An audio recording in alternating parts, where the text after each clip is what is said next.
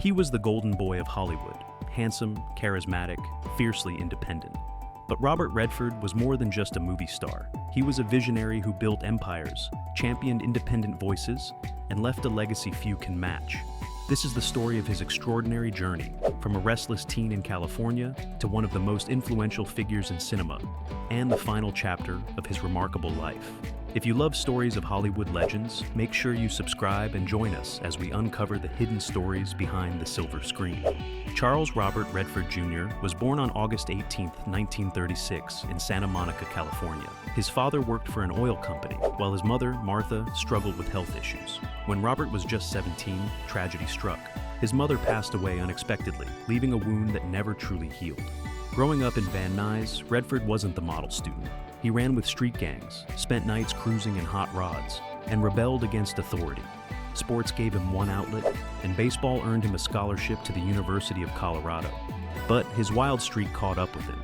In 1956, after too many nights of heavy drinking and skipping class, he was expelled. Adrift and uncertain, Redford turned his back on the traditional path. He traveled to Europe, living cheaply and studying art, before returning to New York City, where he found a new passion, which is acting. In the late 1950s and early 1960s, Robert Redford began climbing the ranks of television. He made appearances in shows like Perry Mason, Alfred Hitchcock Presents, and The Twilight Zone. Slowly, his face became familiar, his talent undeniable. By the late 60s, Redford was ready for something bigger. His breakthrough came in 1969 with Butch Cassidy and the Sundance Kid, opposite Paul Newman. The film was an instant classic, and the chemistry between Redford and Newman became legendary. Suddenly, Robert Redford wasn't just another actor, he was a star. From there, the hits came quickly. The Way We Were, alongside Barbra Streisand. The Sting, which reunited him with Newman and earned him an Oscar nomination. The Great Gatsby, where he embodied F. Scott Fitzgerald's mysterious Jay Gatsby. And All the President's Men, where he played journalist Bob Woodward, capturing the intensity of Watergate.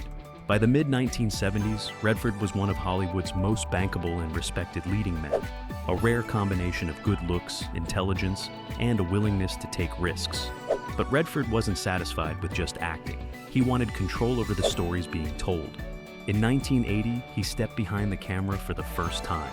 His directorial debut, Ordinary People, was a revelation. The intimate family drama won 4 Academy Awards, including Best Picture and Best Director. In one bold move, Redford had proven himself as more than a star. He was a filmmaker of vision. He would go on to direct and produce films like A River Runs Through It, which introduced the world to a young Brad Pitt, and The Horse Whisperer, which showcased his eye for both human drama and natural beauty. In 1981, Redford made perhaps his most enduring contribution to film. He founded the Sundance Institute. His goal was simple: to give a platform to independent filmmakers, voices that Hollywood often ignored. Out of that institute grew the Sundance Film Festival, which today is one of the most important stages for independent cinema worldwide. Directors like Quentin Tarantino, Steven Soderbergh, and Darren Aronofsky owe part of their early careers to the doors opened at Sundance. Redford didn't just succeed in Hollywood, he reshaped it, creating space for fresh voices and daring ideas. Robert Redford's life wasn't only about cinema. He was a passionate environmentalist, using his fame to advocate for conservation and climate awareness. He purchased land in Utah, protecting vast areas of wilderness, and spoke out repeatedly on the need to safeguard the planet. In his personal life, he married historian Lola von Wagenen in 1958, and together they had 4 children. Heartbreak was never far away, though. One of their children died in infancy, and decades later, his son James, himself a filmmaker and activist, passed away in 2020. After his divorce in 1985, Redford eventually found love again with German artist Sibylle Sagers, whom he married later in life. As he grew older, Redford gradually stepped back from the spotlight. In 2018, he starred in The Old Man and the Gun, a film he described as his farewell to acting. True to his word, he largely disappeared from the screen afterward, though he did make a cameo in Avengers: Endgame. Then, on September 16, 2025, Robert Redford passed away peacefully in his sleep at his home in Sundance, Utah. He was 89 years old. News of his death rippled through Hollywood and beyond. Jane Fonda admitted, "I can't stop crying." Meryl Streep called him one of the lions. And Barbra Streisand, his longtime friend and co-star, described him as a true gentleman, both on and off the screen. His funeral was held privately on his beloved Sundance property, surrounded by those closest to him. Robert Redford's life reads like one of his films, full of light and shadow, triumph and heartbreak, rebellion and redemption. He wasn't just a Hollywood star, he was a pioneer, a mentor, and a protector of the natural world.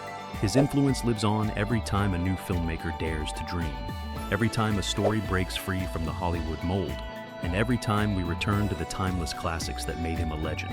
So tell me, which Robert Redford film left the biggest mark on you? Let me know in the comments below. And if you want more stories of the legends who shaped Hollywood, be sure to like this video and subscribe for more. Because here on Hollywood Hush, we bring the untold stories out of the shadows.